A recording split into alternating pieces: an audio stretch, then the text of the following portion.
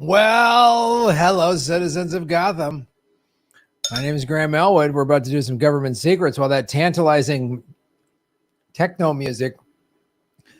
When you got to go, license-free music, you got to kind of pick your spots. So I'm enjoying a smoothie with my new metal straw.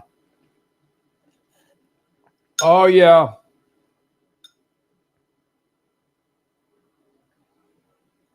God damn, that's good. Smoothies are perfect, folks. Just like all of you, you're all special little angels. Brain freeze. Stop it. All right. Here we go, ladies and gentlemen. Government secrets. Are you guys ready? Are you ready for some hot, fresh gov seeks jammed down your yap holes? Here it comes. Please do us a favor, hit the like button. Thank you for watching on the YouTube. I'm sorry, CIA Tube and Facebook, CIA Book, and Rockfin, blockchain cryptocurrency platform. And of course, you can support the show by going to rockfin.com/Graham Elwood and hitting the tip button. And I will read those after we do government secrets. Let's bring him on and share this on your social media, everybody. Let's bring him on. I'm wearing a Secret Service earpiece. Absolutely, because I get my talking points directly from the Pentagon, and that's what this earpiece is for. So let's bring on Lee Camp, ladies and gentlemen. Host of Redacted tonight. Hi, Lee. Hey, man. How you doing? Good, buddy. I like the ASMR intro. Let's do the whole episode like it's sleepy time. Lee, I'm just going to...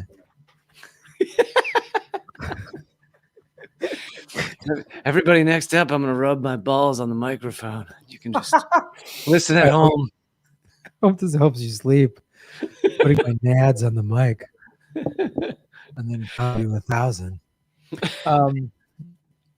So, buddy, any new celebrity camel toe updates from your show that you got going on?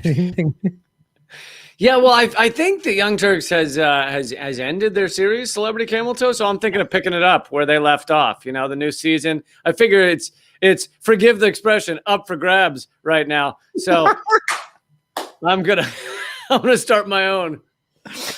Well, I'm starting a force the vote for sex with animals, since that's a big thing Cenk was about. So I want to keep that going.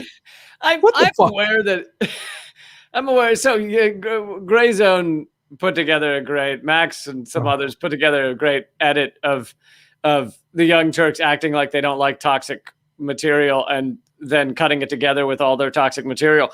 But I know that some of it's like out of context, but what the fuck was I think it should be legal to like lick your dog off? Like, I was literally like,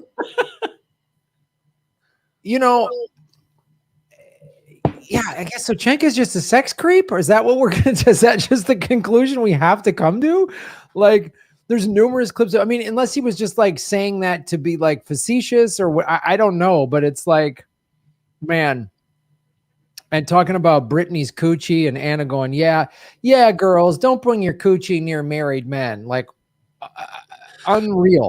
Well, and also bizarrely being like, oh, Britney's old nasty cooch, which was like, I mean, besides the fact that she's still young, but this was like 10 years ago or 7 years ago or something. And it's like, well, you're not even accurate. It'd be one thing if you were like insulting and accurate. That would be offensive in another way. But it's like you're just making up things to insult someone that are completely false.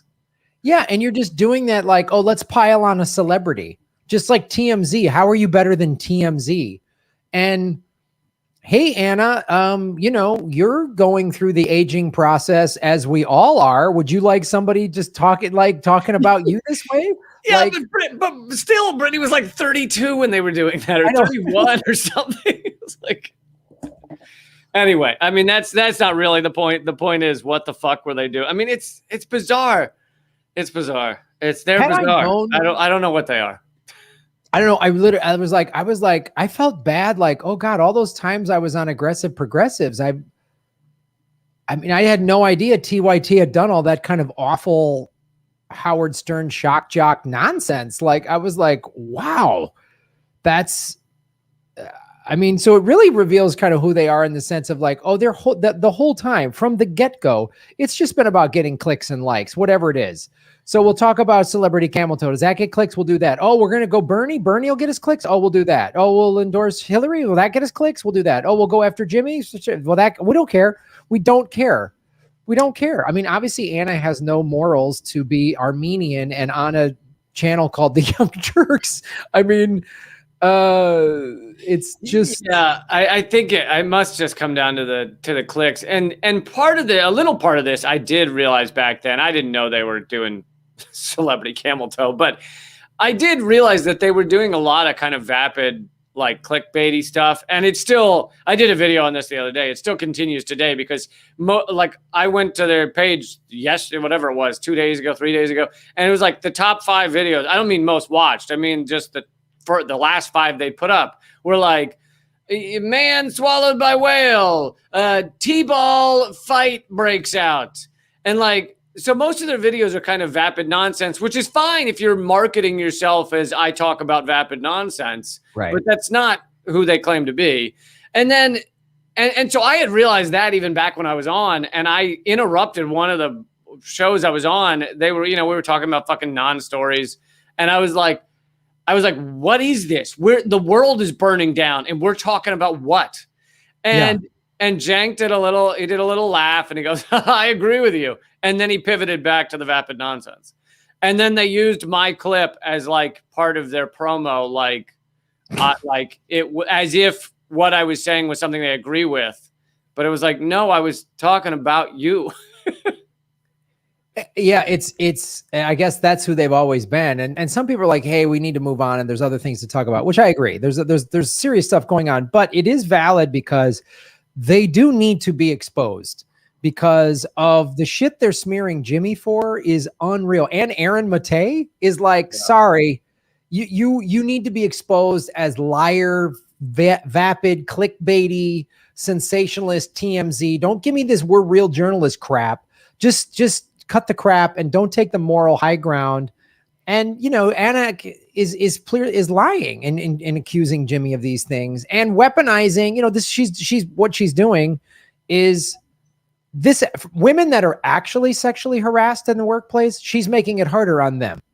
Yeah, it dilutes. I mean that is a scary aspect of it. It dilutes sexual harassment because. What I've heard, I haven't followed every play-by-play, but it was, a comment that she didn't like, and then he apologized for it. And it's like, and then she uses that as a secret, like blackmail card. 7 years later. And it's like, that's the polar opposite of what should be happening in our society in order to stop sexual harassment. It should be like, if it happens, the woman feels empowered and capable and people are there to help, call it out and deal with it, rather than like this thing I'm going to use as blackmail when I really need to, and I'm going to email it privately and tell them I'm preparing to use it to attack them, and so never mention me again. Like, anyway, it totally turns it into this toxic weaponization. Yeah, and it also, that whole scenario wasn't even accurate as well, because it wasn't like Jimmy was her boss. She was Jimmy's boss. She's the producer of that show. She could have said, he's never coming on the set again. He's done. She could have said that. He's done, And first of all, his comment was like, nice news skirt, meaning you're dressing inappropriately. It was not sexual at all. And then she uses that. It's reprehensible what she's done. And, I've talked to some people, friends of mine that work in human resources, and I've even had fans put in the chat, if a woman were to dress the way she was dressing to work, the human resources person would go, hey, you can't wear that. You need to wear more appropriate work attire. You can't come in here with like a nightclub dress. It really does depend on the outlet. I remember I was on Fox News twice. One time was the time that I ensured I never was invited back, where I called them a parade of propaganda.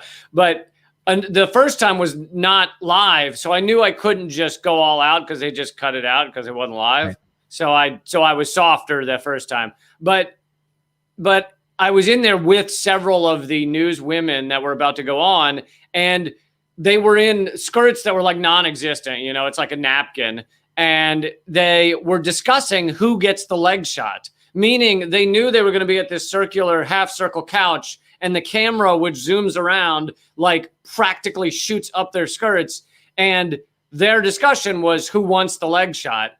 And that's because in Fox News, that was the norm. That was right. like what you were expected to do. You wear non-existent clothing and you sit on the edge of the couch and we shoot the camera at your legs. And so it depends on the outlet, you know, whether that's what they're doing or not, you know? Yeah. And I doubt any of those women were producers like Anna Kasparian is, Right. you know, Right. like where an argument can be made, hey, they had to play ball or otherwise they'd lose their job. Jimmy was a panelist they would invite on their show. So yeah, it's all complete nonsense. But I'm glad they're being exposed, and I'm glad Gray Zone. And when you sent me that email of like that video with the RIP, it was like, wow, they're just going down in a ball of flames, and they're doubling down on their lies and hypocrisy and bullshit rather than admit, oh, we're parasites or we're assholes. They're never going to admit that. I know. It'd be like there is another world where they dealt with this appropriately, and they like said, you know, look, we've gotten some things wrong, and we used to be this shock jock show, and what we said back then is now seen in a different light. And they could have made some sort of apology. And furthermore, Cenk could be like, hey, I now don't support bombing in Syria. I used to support bombing Syria. I've changed my mind because I've become aware of new facts. Like, he could have done that. Instead, they have doubled down on ignoring that the shit they've said, they actually said. And, you know, Cenk's doing interviews all over the place saying he's being accused of supporting bombing Syria when he never said that. It's just straight lies. And then you can cut that together with a video of him saying it. So right. It's like the level of hypocrisy is, you know, fucking mind numbing. Well, they keep making it worse. There's nothing wrong with saying, hey, I got this wrong. I was on the wrong side of this. I mean, I've done that on this show. I was on the, I mean, somebody brought if up, you're doing it a lot, then there's something deeper wrong. But yeah, what were you going to say you did on this show? I was just going to say, I mean, I'm against nuclear energy. I don't want to hear about it. It's awful. It's wrong for the planet. I don't want to hear about it. And someone was like calm and reasonable and said, Graham, there's thorium, it's the way it's done. And they explained the process to me. And of course, Nixon got rid of the safe, clean version because he wanted the version that could be used weaponized. And he's like, so there is atomic plants that are completely clean. They can't blow up. They can't do any of those. And I was like, oh, I had the guy on my show and I said I was wrong. I got that wrong. I was fed the wrong information, and you presented a reasonable fact, or facts, and I was I'll admit I know nothing about that, so I will refrain from commenting. Yeah, exactly. I was refrain from being wrong right now. Yeah, just go do your own research and go, oh wow. And again, it should be like a government secret. It's again of course we got rid of the clean way of using atomic power in favor of the dirty, horrific way that destroys the planet. Because I will say that sounds like us. That sounds like our procedure. That playbook I'm familiar with, actually. Yes. You know, the whole eliminating the electric car, eliminating the trolley system. That sounds like us. That's right up our alley. That's right up the alley of Government Secrets, episode 47. What's we happen, Elwood? Dude, knew the number off the top. You were on the ball today. I read an email, so it was really exciting. Cool. I did a lot of research before this episode. I read an email. So today we're going to talk about the Nixon's war on drugs, which we wanted to talk about last week, and then you're going to talk about the 50th anniversary of Kent State, and they're relatable.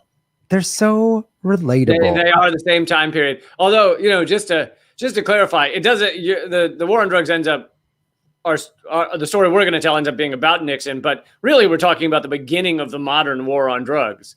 Right. You know, there were efforts before, such as prohibition, to go after various substances. But the beginning of our modern war on drugs that has put millions upon millions of people in prison started under Nixon. Yeah. Oh, Lee, you froze up. Am I back? You're back. Say that again. Oh, I was just going to say that it started under Nixon, but it really is the beginning of the modern war on drugs, period. Oh, Tricky Dick. Not the first time we've had that splendorous name spoken on this fantastic program. He would be viewed, nowadays, he'd be viewed as like almost a Bernie Sanders, like almost that left wing. Like he'd be in the squad. Nixon would be a squad member. I stand here defending Mama Bear. He'd be like, let's have an environmental protection agency. And Fox News would be, that fucking hippie wants to ruin industry. He hates the American worker. That's why he's starting this goddamn commune called the Environmental Protection Agency with a bunch of dope smoking long hairs. So yes, this is our first segment. Let me bring this up. I know you have the slide. So this is the Sunday, June 17th, was the 47th anniversary of the war on drugs. He declared that what was the government's longest and costliest war.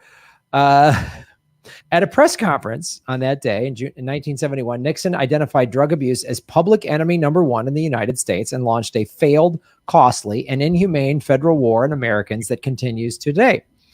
Early the following year, Nixon created the Office of Drug Abuse and Law Enforcement, ODALE. Jesus, come on, Nixon. Get a better acronym, better branding. In January 1972, to wage a government war on otherwise peaceful and innocent Americans who voluntarily chose to ingest plants, weeds, and intoxicants proscribed by the government. In July 1973, ODALE was consolidated along with several other federal drug agencies. Boy, anytime we start consolidating agencies, it's always good for the average American, isn't it? When we start just when fucking no-neck steroidal assholes get together into larger groups, it's always useful. It is no-neck steroidal assholes. is your old band, right?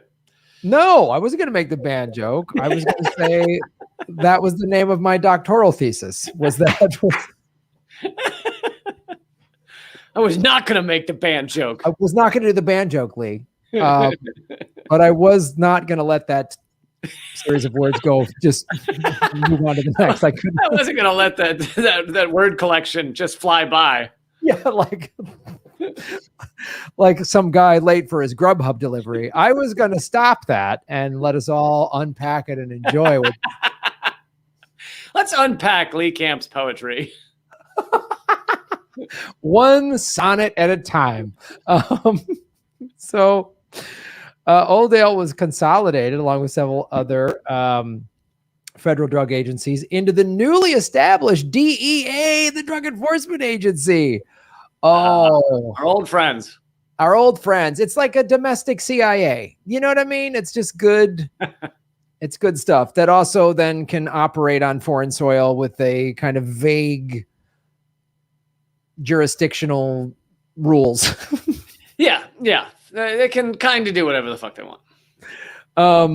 It was considered a super agency. Oh, super. So it's like the Justice League. Just like that. No, it's more like it's more like the stormtroopers. Like it's the Empire. It's the Empire. We're folding the stormtroopers into the overall Death Star security detail. We've gotten all the Siths together, and they're going to join the stormtroopers, and it's going to be under one umbrella organization. Because the bureaucracy here in the Empire is a real problem. It's a lot of paperwork. we want to streamline it. And so we're going to just have the emperor kind of oversee everything as he uses his witchcraft to murder people. Yeah, not all of us have the force, so we can't all sign paper from a distance. And so it's a very slow process, but we got them all under this umbrella. If we got the Sith together with the sisterhood of the traveling pants, if we got them all together, and they could, this would all move more smoothly. That actually, Lee, is a fantastic band name. Now let's say what's fair is what's fair. That's a fantastic band name. Sisterhood of the Traveling Pants. God damn it. I would see that band tonight if they were playing.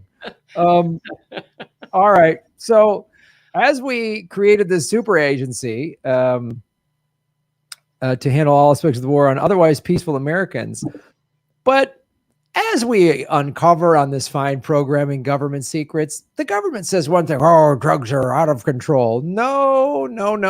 Tricky Dick had his real reasons, and this was John Ehrlichman, one of the fine people in the Nixon administration, was Nixon's counsel and assistant to domestic affairs, revealed in 1994, he said this in an interview, the real public enemy in 71 wasn't really drugs or drug abuse, but rather the enemies of Nixon administration were the anti-war left and blacks. And the war on drugs was designed as an evil, deceptive, and sinister policy to wage a war on those two groups. In the article on April 2016 issue of The Atlantic, titled Legalize It All, How to Win the War on Drugs, author-reporter Dan Baum explains how John Ehrlichman, the Watergate co-conspirator, unlocked for me one of the great mysteries of modern American history. How did the United States entangle itself in a policy of drug prohibition that has yielded so much misery and so few good results? This is basically what Ehrlichman said. Let me scroll down here. And actually, should we put the graphic up? Yeah. Do you have it, or you want me to look for it? I think I've got it. I can put it up for sure. Wait, I thought I had it. What happened? Parts that'll be cut out of the podcast for 100, Alex. All right, here. Well, yeah, here are the slides. I got the slideshow. All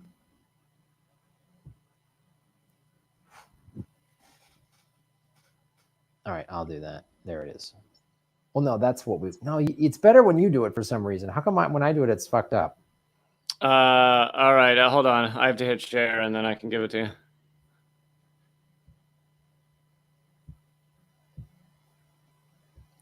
Yeah, for some reason, because you have master control, it like fucks yours up. Okay. All right.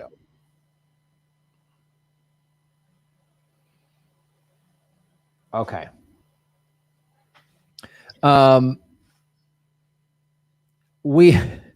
This is what Ehrlichman said.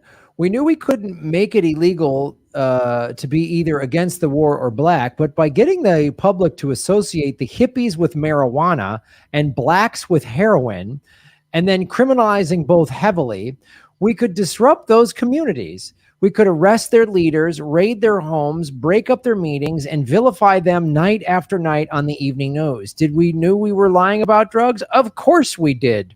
And yeah, that really summed up. I mean, this was an admission of kind of what people knew, but especially activists knew, but it had never been said publicly. So it was a big deal because it was finally admitted. It was finally admitted. And what this does, this actually, I mean, this folds in several government secrets that we've done.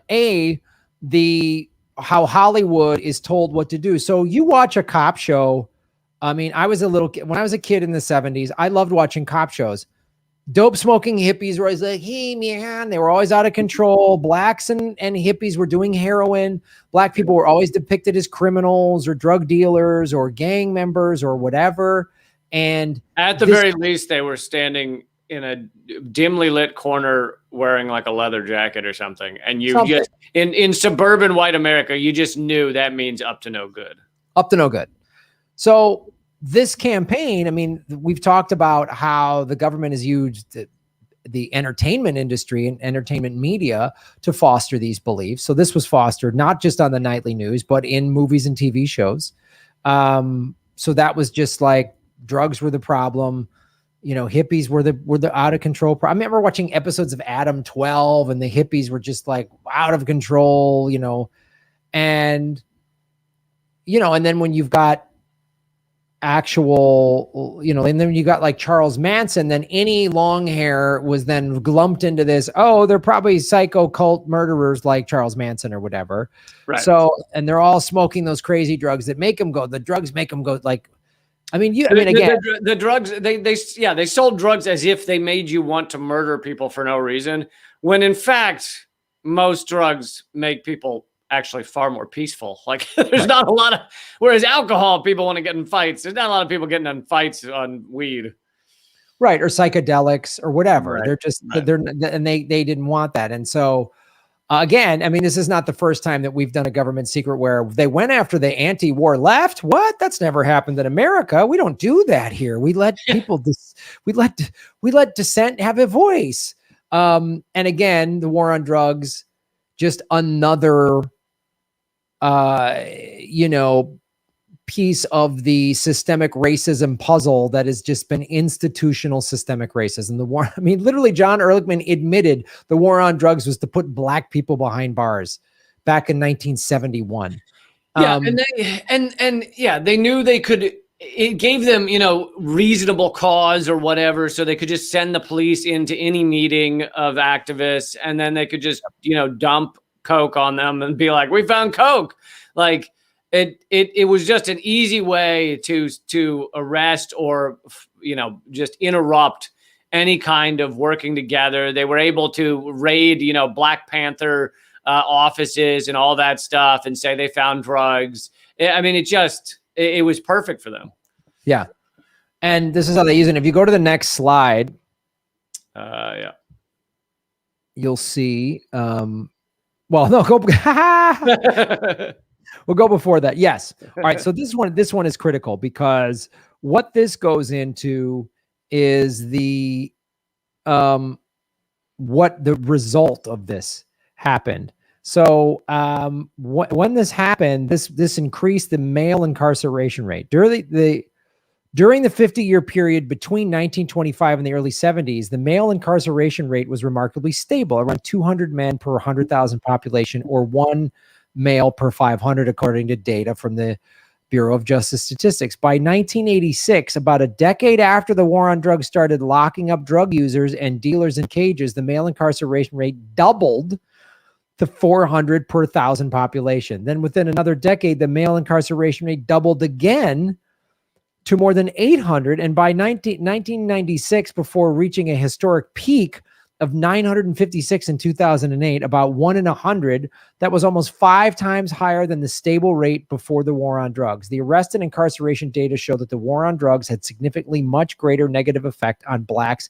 and Hispanics than whites, making the drug even more shameful for its devastating and disproportionate adverse effects on America's most vulnerable and disadvantaged populations. Yeah, and for those listening to this and not watching, the graph just shows that the incarceration rate of men shoots up after 1970. Yeah.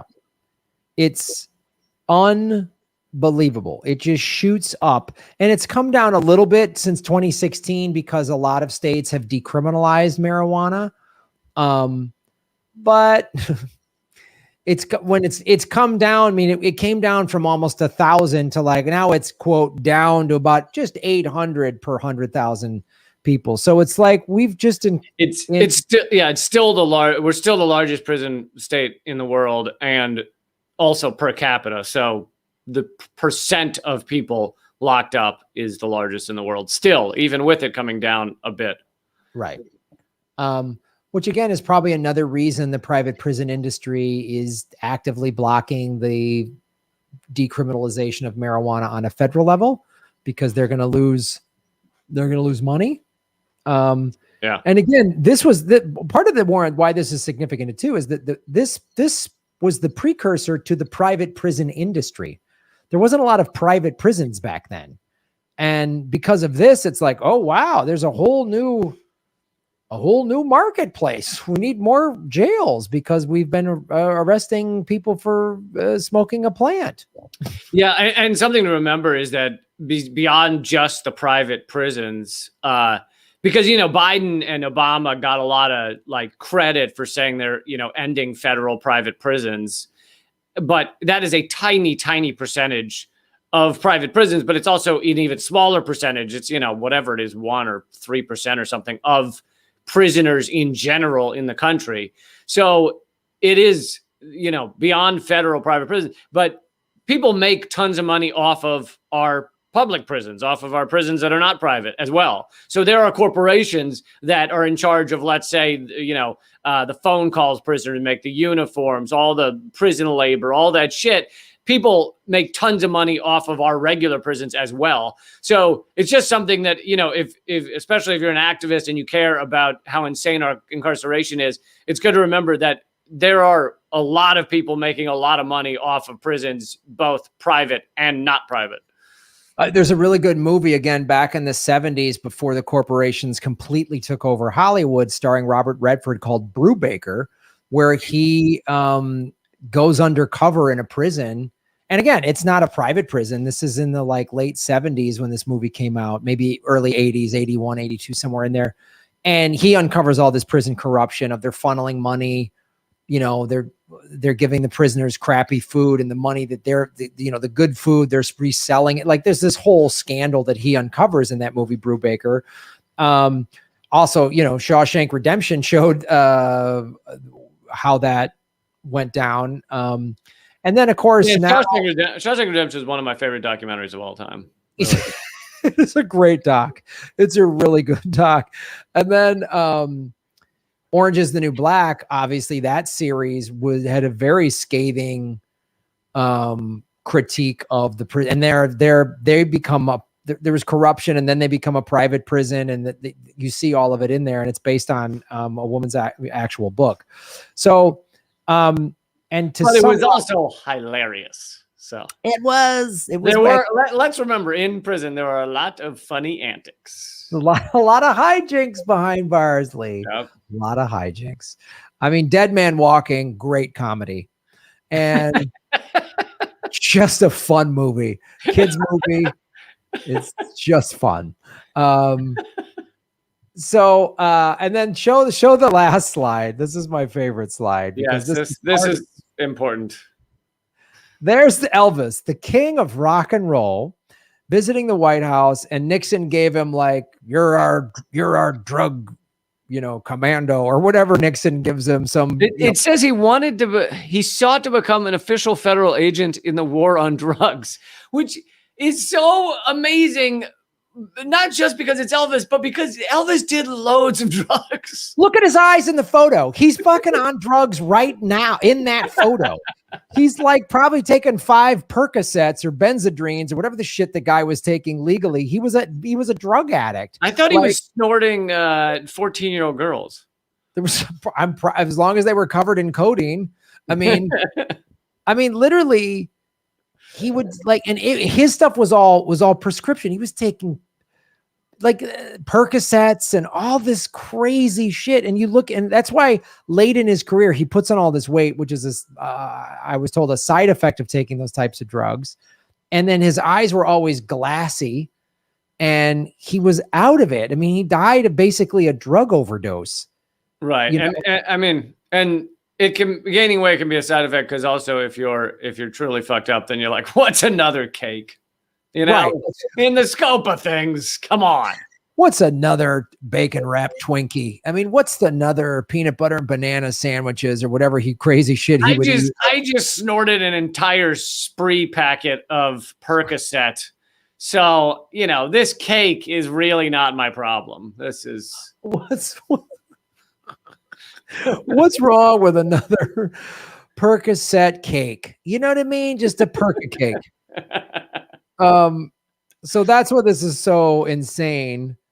And, But to me, other than laughing at that moment of Nixon heralding Elvis as a drug czar or whatever, is, to me, the root of this is like rich white people are fine in the drug war in most regards. Like, fucking Larry Kudlow, who became the Treasury Secretary under Trump, he said $100,000 a month cocaine habit, which I don't know how you even spend that much on cocaine. But and here's the thing: I think drugs should be decriminalized. So I'm not like, hey, he did drugs. What a fucking loser. My thing is, don't be a hypocrite. If you're gonna, these people are doing tons of drugs and then turning around and arresting people in the lower classes for doing drugs. So it's just breathtaking hypocrisy.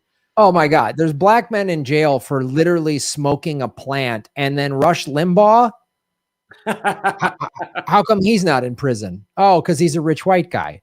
Well, you know what I mean? Also, the corpse would smell a bit at this point, but if you mean before his death, I guess. I thought they kept him alive in a cryo chamber. But no, he did. Rush Limbaugh went deaf because of his, OxyContin addiction or whatever. And meanwhile, he's screaming about black people, how they don't know how to raise their kids or whatever the fuck. Right. It's just typical of that, and he can get away with that. And yeah, you definitely see this basically race and class war is what this war on drugs, like any war, that's what's really behind it. It's actually race and a class war. Yep. You know what I mean? So if you're poor, and if especially a poor working class person of color, oh man, you're getting locked up for sure. You're wealthy and white, and you're going to get a slap on the wrist. Yep. You're going to get a don't do that again, get cleaned up, and that's how that works. And some of this you can look at, when it's in the courts, you can see that a white guy, especially a wealthy white guy with good lawyers, have been caught with tons of cocaine and, generally get off of going to prison. So some of it's in the courts, but think about the amount that happens just in cops pulling people over. They pull someone over because they're driving erratically, and they find out it's a white kid who's half drunk, and they leave him alone. They find out it's a black kid. Well, now let's search the car. Now let's get him on something. Now, it's just the amount that goes on. It would blow anyone's mind. But of course, there's no numbers on it. Oh, a rich white guy in a luxury car gets pulled over and he's got cocaine. They're going to give him a moving violation, and they're going to let the cocaine slide or whatever. Right. Or, oh, he only had this a little bit. A black guy has the same amount. It's like, oh, intent to distribute. He's a drug dealer. And it's like, what? So now he gets 20 years and the white guy gets 6 months probation or whatever. Or they'll shake the white guy down for a stock tip or something. Just tell us what to short next week. Tell us what to short. Yeah, that's what the guy goes, I'll get you this. I'll get you courtside tickets to the Lakers, and here's a stock tip. And they're like, all right, cool, you're off the hook. Well, that's that segment. Let's go to our next segment, Lee Camp, Government Secret Segment 2. Another anniversary of what happened at Kent State, which again kind of ties into the first segment because it's like, oh, let's go nightstick hippies, Yep, same time periods, a lot of the same issues. Didn't even intend it that way, but these things happen. So here's the thing.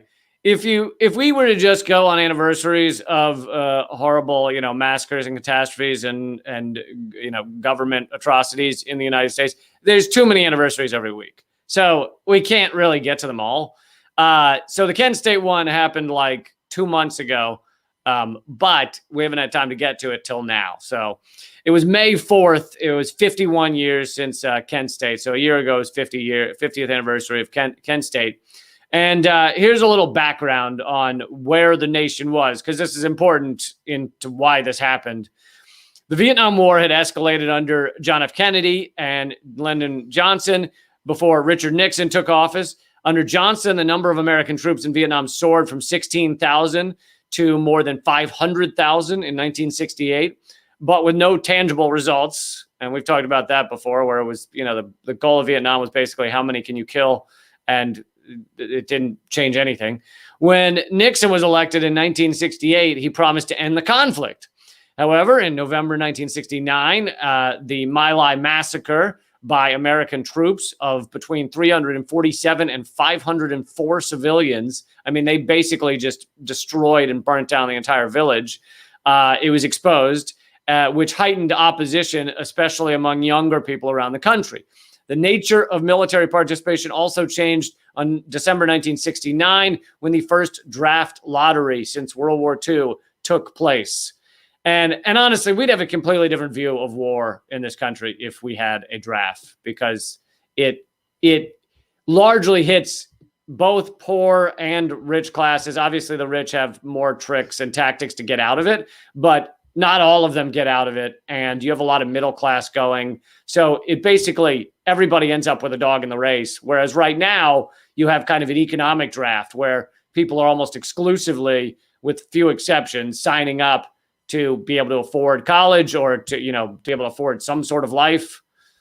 Oh, we haven't had a draft since Vietnam because of it spurned all these protests, like you're saying. So it's like, and after 9/11, I remember like, what if there's a draft? And I remember talking to some people that were like in their 20s, and I said, you could be drafted. And they're like, what? And I said, that's why we won't have one. Because all these people who weren't paying attention would have been like, there's no way I'm going to go fight in Iraq. There's no way.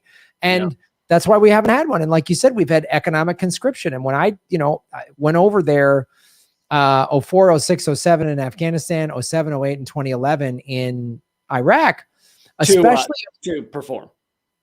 Let's be clear. Yes, to tell jokes. I am not.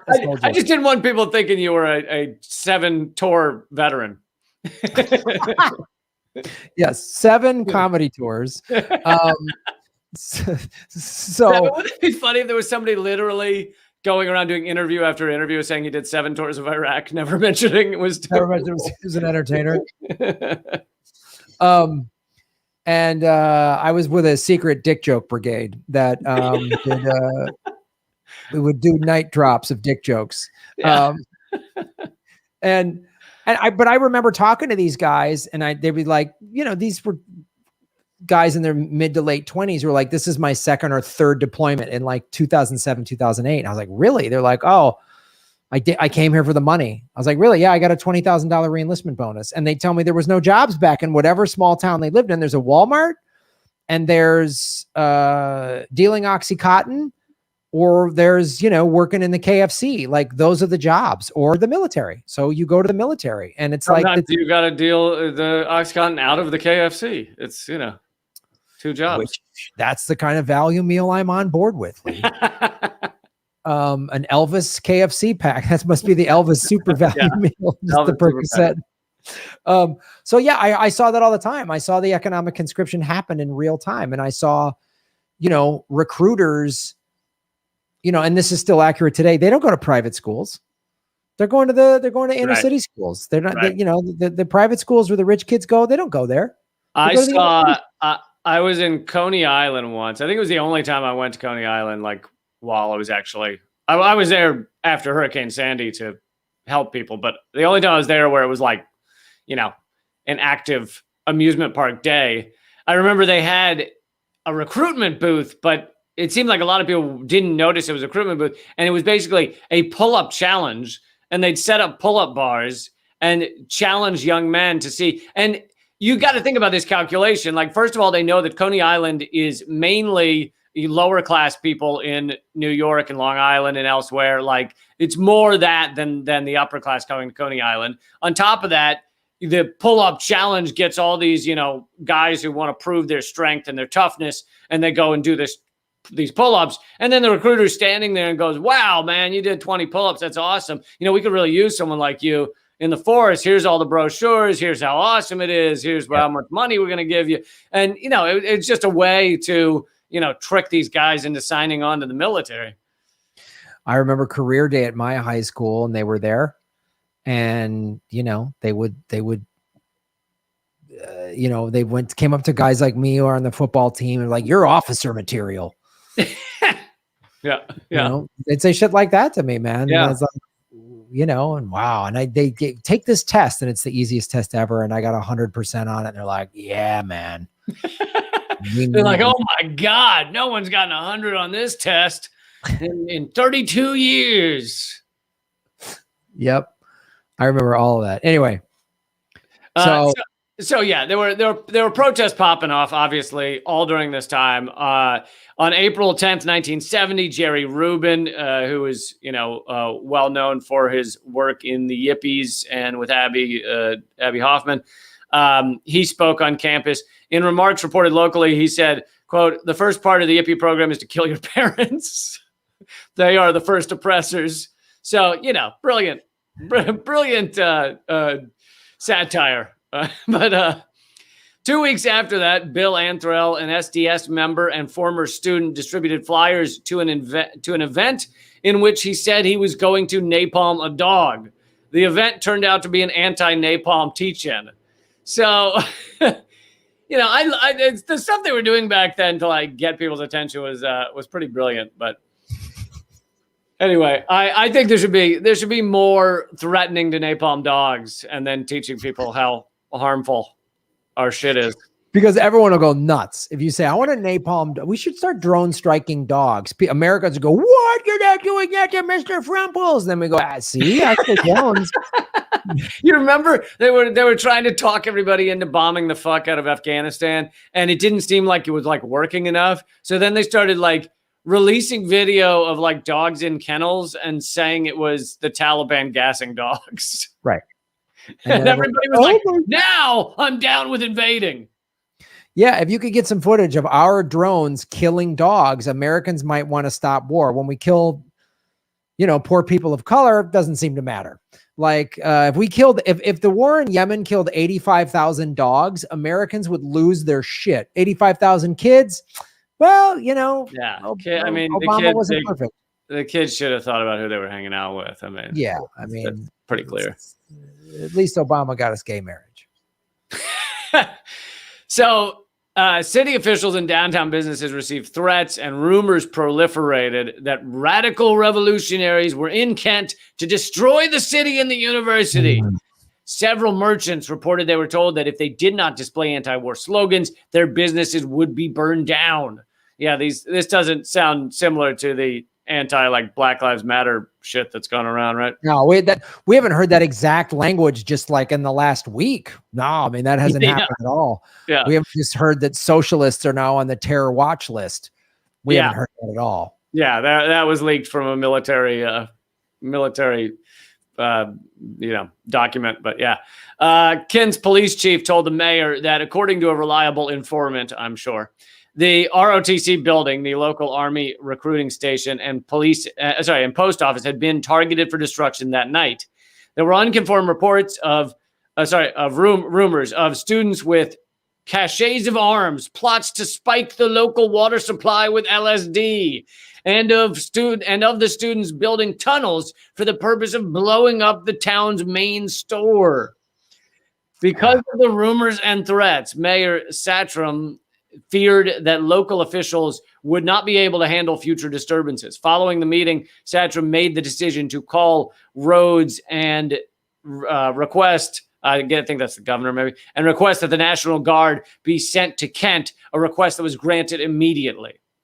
So, part of this is COINTELPRO, misinformation put out by the government, the FBI, etc., maybe even the police, and, misinformation that then allows them to do things like get warrants and attack people and arrest people and hold people. But also, when you're putting out that kind of disinformation, you then have people that just rumors spread, and then people believe their own rumors. So you have the mayor believing something that was probably started by the FBI. Yeah, for sure. This definitely sounds like an FBI COINTELPRO shit where they're like, get everybody scared that the radicals are coming to napalm their dogs and, put LSD in the water. So little Johnny and Susie and Grandma Jane are going to become psyched out hippies on a drug crazed rampage, because that's what we were told LSD does, turns you into just a bloodthirsty, sex pirate or whatever they sold you and that made. So they get everybody, fear always works. So everyone's fear, they're coming. Oh, so we're going to need the National Guard. Yeah, we need. It's weird. I have a quick question here. All of that intelligence saying all those things, it all sounds not as bad as 100,000 people, many of them with guns, are going to go to the Capitol on January 6th. And yet the national, doesn't it seem like that would have required, if this lesser thing gets the National Guard, wouldn't then we're showing up with guns and it's on social media and we say we're gun owners? Well, you got to remember, Graham, socialists are equivalent to neo-Nazis. So, you know, if like one socialist is like 100 neo-Nazis. Right, because I don't know what words are. Sure, thank you. That makes sense. Yeah. So yeah, it's I mean, you know, if someone says they're going to get people health care, like that's essentially a terrorist threat. It really is. Free college is the same thing as putting LSD in your dog's napalm bowl or whatever. It's the same. It's the same thing. Precisely. So the decision to call in the National Guard was made because you know what will always solve these problems when you've got like a bunch of people standing up and furious and like a government that's not responding and meanwhile is sending them overseas to fight a people that they have no reason to be killing. What always helps is to just insert a bunch of young idiots with guns. If you just ship them in, fly them in, you know, parachute them down, then like idiots with guns, it always helps a problem. The lack of training with a weapon, the better. Pretty much, right? Like the lack of intelligence, like just give a gun for everybody and just hope they shoot straight, I think is what we should keep doing in America because it seems to work. I mean, there's, by the way, just here in LA County, we're 200 more shootings from a year ago. Last year at this time, we had about 430, 440 shootings. This year, we're about 650. So it's really good. I mean, that's insane. And I love that in this discussion about how crime and shooting has gone up, you know, Fox News wants to act like it's all because the police have been all defunded when none of the police have been defunded. And the U.S. still has the largest police budget in the world by about all of the billions of dollars. No one wants to mention that maybe it's because we have just gone through a pandemic where everybody's lost their jobs and is desperate and is behind on their rent by about a year. And all the evictions are going to begin soon. And so people's lives are destroyed and they don't know what to do. And people make dumb decisions when they're behind the eight ball like that. Yeah. And millions of guns were purchased just during the pandemic. That couldn't be. That has nothing to do with it. That has nothing to do with it. There's nothing to do with it at all. It's just the term defund the police created that. Yep. Just the term, even though it didn't happen, just the idea, caused a lot of people to run out and shoot people. Yes. So the decision to call in the National Guard was made at 5 p.m. The Guard did not arrive in town that evening until 10 p.m.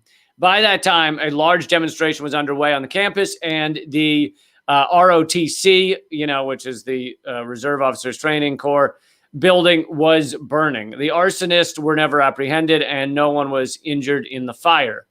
On Monday, May 4th, so this is the following day, a protest was scheduled to be held at noon, as had been planned 3 days earlier. University officials attempted to ban the gathering, handing out 12,000 leaflets saying the event was canceled, despite it not being canceled.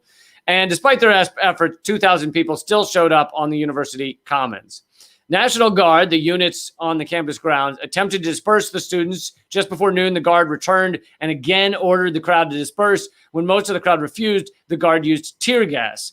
Because of the wind, the tear gas had little effect in dispersing the crowd. That's always the best when you get to watch the tear gas blow back on the cops or the National Guard. There's no sweeter time in life.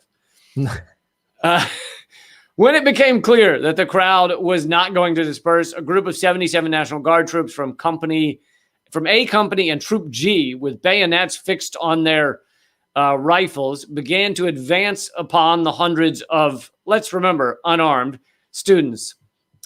So there was a back and forth where they kind of chased them around the field a little, like pushed them one way, and then the students came back and they pushed them back. And anyway, at 12:24, according to eyewitnesses, a sergeant named Myron Pryor turned and began firing at the crowd of students with his .45 pistol. A number of guardsmen nearest the students also turned and fired their rifles at the students. Again, the students are unarmed. In all, at least 29 of the 77 guardsmen claimed to have fired their weapons using an estimated 67 bullets. The shooting was determined to have lasted 13 seconds, although some said it felt like a minute or more. The adjutant, and so four people died. Let's see if I have this image. There's a famous image of that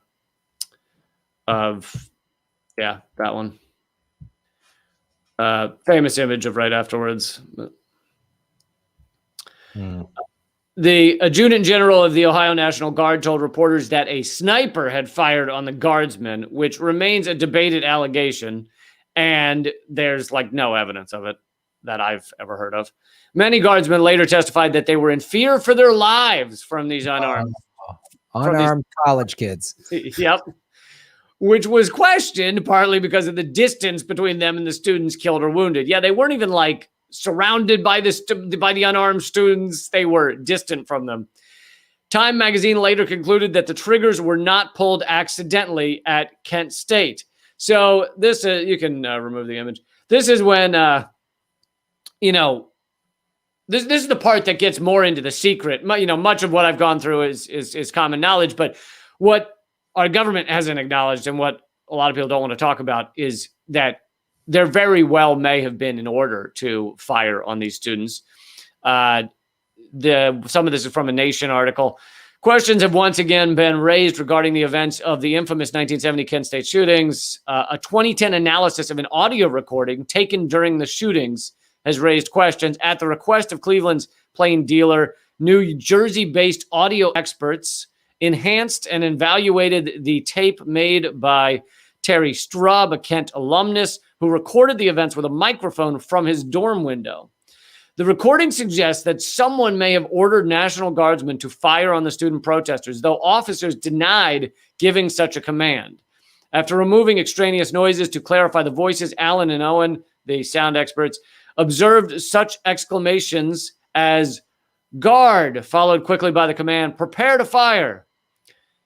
A half dozen. So that's one thing that is kind of heavily covered up, is that they very well may have been ordered to fire on these unarmed protesters, as opposed to the longtime story, which is, these young 19-year-old guardsmen heard a pop and thought it was a gun, and they had to defend themselves from the pop they heard. So we don't know what.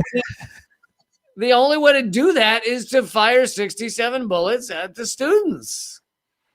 That's all yeah.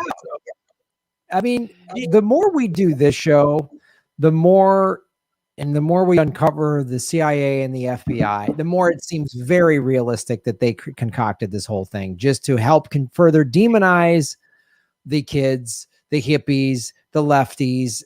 It goes right in line with the first segment we did. That the war on drugs was not about drug problems. It was about keeping the anti-war left and black people, getting them out of the way for Nixon. Yeah.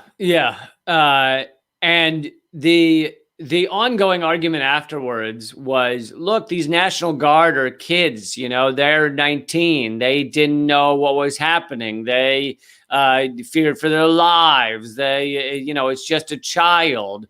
Which is funny because you fucking put him in a uniform, gave him a gun, and told him he's a man who's going to save the country. And then when something goes wrong, quote unquote wrong, if it wasn't ordered, which it sounds like it was, you go, it was a child. How did he get a gun? How did that child get a gun? Who knows what happened? But yeah. but it has come out, and this is another covered up aspect of this, that most of these guard were not children.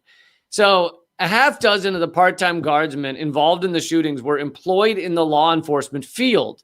2 of the 8 guardsmen indicted by the U.S. Justice Department in 1973 were police or deputy sheriffs. The guard captain who testified falsely of finding a gun on the body of a slain student worked as a police detective. Enlisted men were in their mid-20s. Officers were even a decade older than that. The sergeant who many believe prompted the shootings was 39, the same age as the lieutenant colonel. Their general, whose poor decisions contributed to the day's fatal outcome, was 55. If an order to fire was given to the troops, as the latest evidence shows, the officer most likely giving the command was 43. So their kids, they couldn't have known what to do is horseshit. Yes. Yes. More bullshit from this concocted thing. And of course, of the 4 people weren't some other ones that they weren't even at the protest, right? Wasn't there some people that?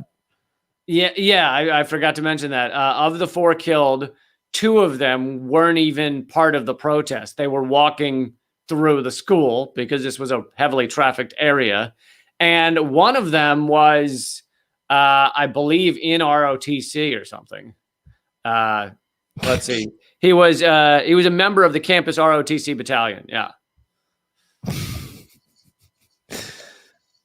Wow. That's and I'll just give one more final kind of covered up piece of this, which is many have said, look, it had the intended effect to silence dissent. That was the goal, and it worked. But I think this is still from The Nation, as they say, in making such a dubious claim, writers ignored evidence easily located in area newspapers that established the persistence of activism until the Vietnam War ended. I mean, there was mass protest and mass activism throughout that area, but throughout the nation. And these shootings did not actually stop it. They may have even increased it. Well, yeah. I mean, you have, Neil Young makes that song, 4 Dead in Ohio, and everyone was like, Kent State. Like became kind of a battle cry of what they did. They just opened fire. Yeah, I remember people talking about that when I was a kid, even when I was in like high school in the 80s, their teachers were talking about it, and we're still obviously talking about it today. But it just seems like more, like we talked about when we did the JFK stuff, like back then they did these more strong arm tactics and more blatantly strong arm tactics of like assassination and, stirring up this riot so they can shoot the kids. And now they do more character assassination, or they just don't even let progressive. They bought everything. Now I'm sure Kent State is now, its board of directors has corporate people and CIA people on it. You know what I mean? Like that's what they've done now. The media has been bought, as we know. I mean, higher education, the courts, everything's just been kind of co-opted by the ruling elites and their various entities. And yeah, they've gotten more sophisticated with their ways of suppressing and crushing activist movements. It definitely used to be clumsy with just killing people.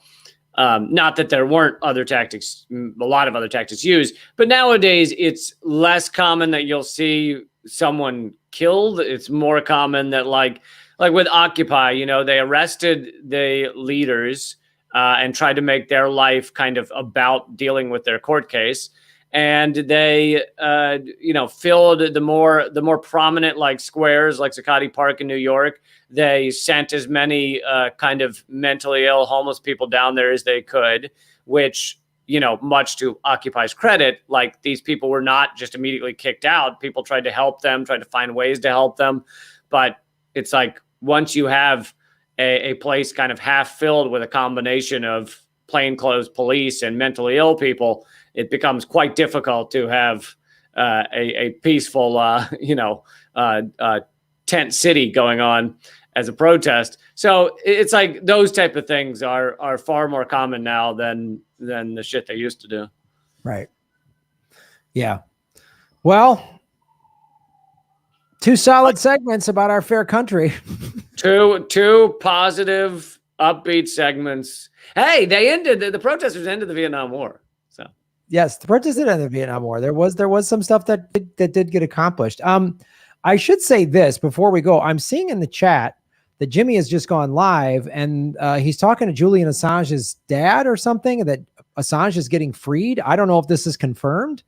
Well, Assange, I don't know about freed. So Assange's dad is touring the U.S. right now. Oh, okay. I don't know anything about Assange getting out. I mean, Biden would have to stop the appeal for that to happen. Right. Unless he's just interviewing him. Yeah, I'm not seeing anything in the media right now that Assange has been freed. I guess it's just his dad is just advocating for his son, which makes sense. All right. Well, I think it's always good for us to spread various rumors at the end of the show. You know, it's kind of like dropping little seeds, just see what happens. Also, the Young Turks has disbanded. I don't know if you guys heard that. It's no more. Cenk is in federal prison for bestiality. That is a confirmation. You heard it here first. You heard it here first. So someone said that. So it's just an interview. Let's settle down. Nothing's happened. We don't know. But as soon as we're done here, you guys can go watch that interview. Well, that's a fantastic. This show, I get so informed. I feel more, in touch with the world and with my, we're doing good. I honestly, as bummed as I can get doing the show sometimes, just this is from the subject matter, is I do feel like we're both learning stuff, and then our audience is expanding their knowledge. So it's just really helping anybody wake up to. Oh my God. I learn a lot of shit every week. Like I didn't know until I started researching this. I didn't know that there's credible evidence that someone ordered these trips to fire on the students.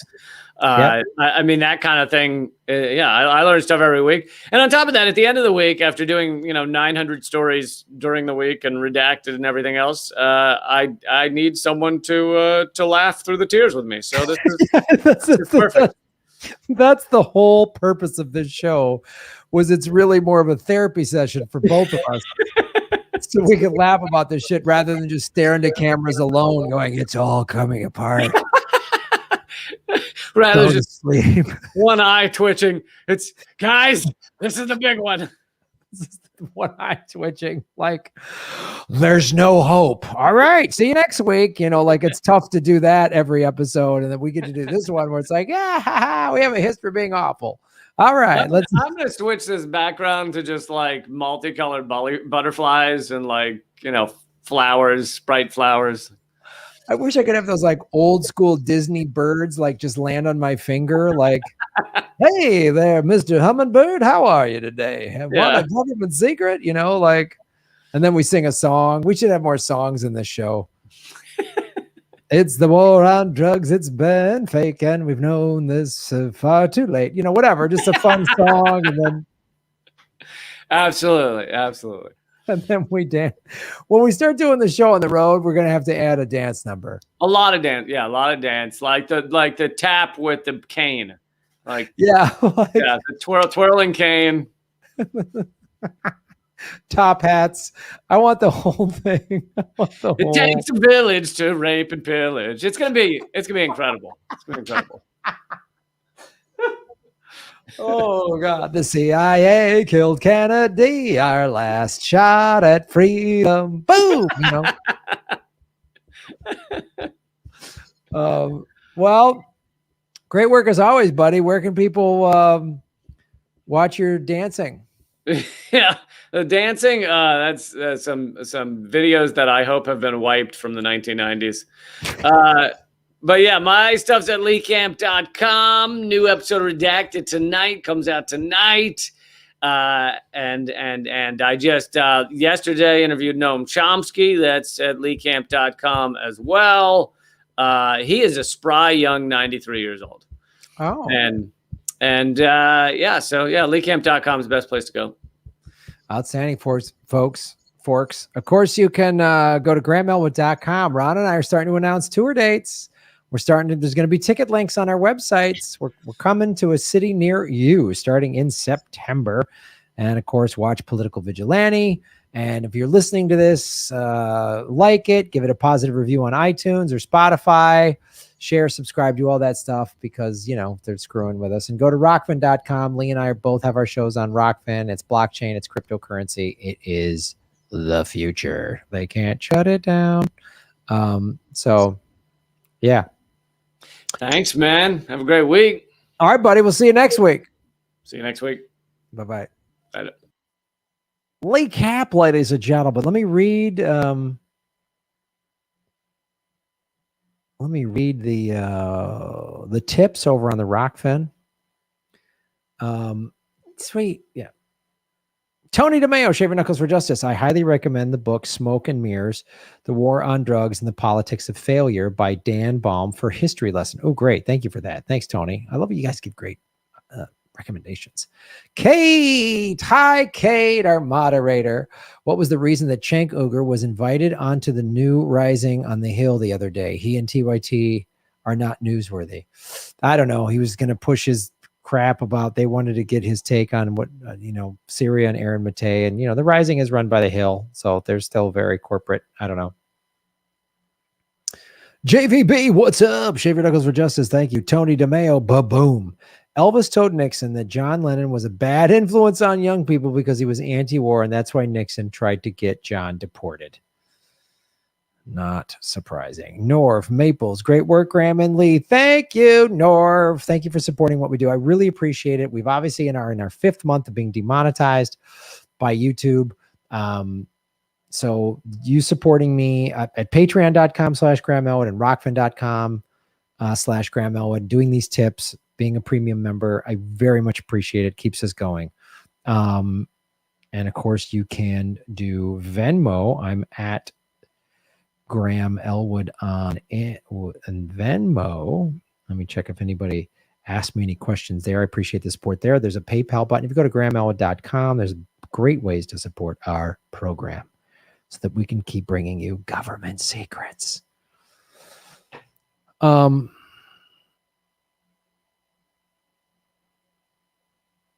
Nixon was a great movie.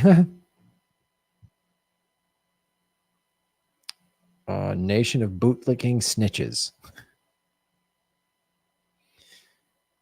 MHC, making Gotham great again. In 2004, TV series The Wire had a storyline that involved the creation of a special zone of Baltimore in which all drugs were decriminalized. As a result, crime rates plummeted across the city throughout the time the zone was allowed to exist. I do remember that. The Wire was bold, man. Also, yes, Kate put in the chat, I've started posting on TikTok. So follow me on TikTok. It is at Graham Elwood, which is my social media. Instagram, Twitter, and TikTok are all at Graham Elwood. I'm going to post like a little clip a day. Like any segment I do, I'm going to just take a clip out of there and, put it on TikTok. So get my TikTok numbers up because we want to expand this audience. And because it's the Chinese government, they probably will actually boost my numbers on TikTok because I'm critical of the United States. Whereas, Twitter and Facebook and YouTube are throttling my numbers. I have under 78,000 subscribers. I should have at least 150, 200,000 subscribers, but they keep screwing with me. I really wanted to get to 100,000 and then they've just stopped it, which is just annoying as shit. So, expanding the audience, go to TikTok and follow me there. I appreciate it. And then share my videos out. Eric Desegno, shave 'em, Eric. Love government secrets. Thank you so much. It's fun to do every week. It's really good. Also, if you are subscribed to my Rockfin Premium, you can get Lafghanistan and Graham Goes to Russia. Lafghanistan only available on Rockfin Premium.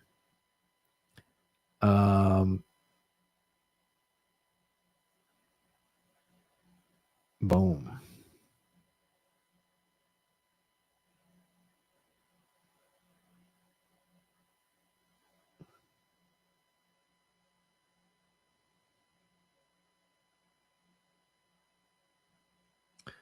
My father was AAG for Ohio National Guard at the time of Kent State. I was a conscientious objector who served 25 months. Please be sure of facts. Oh, thank you. MHC, what's up? Graham Elwood will soon be governor of California. Start the steal. Thank you. As your governor of the great state of California, I can assure you they killed Lincoln and nothing changed. They killed Kennedy and look at the world we lived in. I know.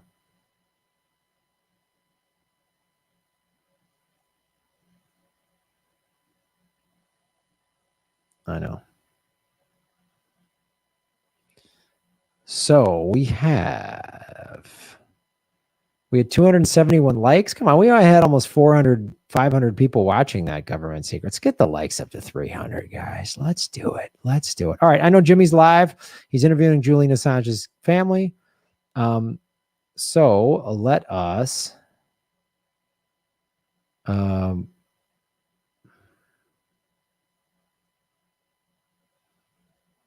Let me sing a song and we'll have a great weekend. I'll be live again Monday. Let me double check here. Definitely, again, if you're a Rockfin Premium member, we do the Rockfin Premium members exclusive live stream Monday nights, 8 o'clock Pacific. So this Monday, yeah, we'll be doing Rockfin Live. Tuesday, we are interviewing, who do we got? No, Wednesday? No, Thursday the 1st, we're doing an interview with Christy I. And the game show next week. But I'll be live Monday, 8 o'clock Pacific time. All right, all right, all right. Derek Chauvin gets 22.5 years. Nuts.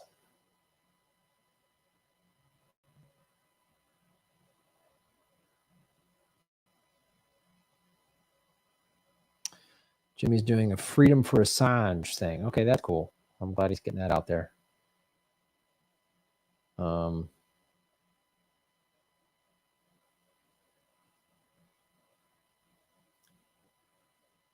I am Loki of Asgard, and you will regret this. When you...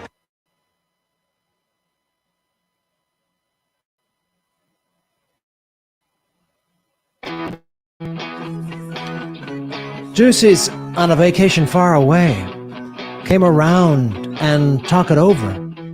So many things that I want to say. You know, I like my girls a little bit older. I just want to use your love tonight. I don't want to lose your love tonight. I ain't got many friends left to talk to. Nowhere to run when I'm in trouble. You know, I'd do anything for you. Stay the night and keep it undercover. I just want to use your love tonight.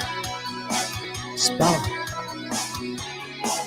I don't want to lose your love on a 5-year mission to go to the go and then you just come to home. To live and love. I declare Dios as anything. Sunday, 2555. Try to stop my hands from shaking. Because something in my mind's not making sense. It's been a while since we were all alone. I can't hide the way I'm feeling. Are you leaving, please? Could you close the door? And I told you, just because you're right, that don't mean I'm wrong. Another shoulder to cry upon. I just want to use your love tonight. Open up a hailing frequency because I don't want to lose your love tonight. I just want to use your love tonight. I don't want to lose your love tonight. I just want to use your love tonight. I don't want to lose your love tonight.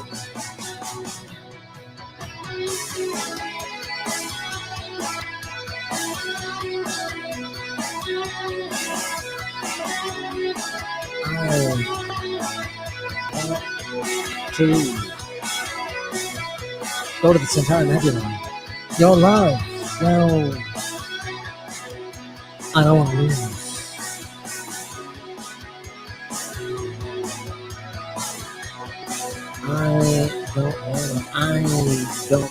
I don't want to lose.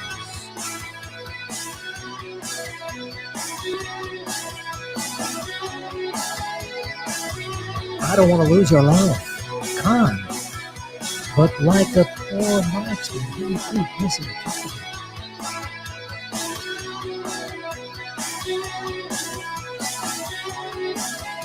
You Klingon bastard, you killed my son.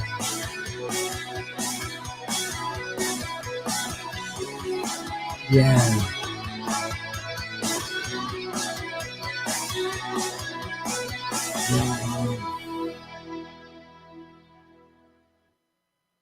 Boom.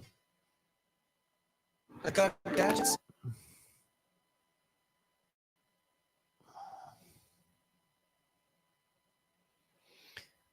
All right, folks, that's our show. Thank you so much for supporting what we do.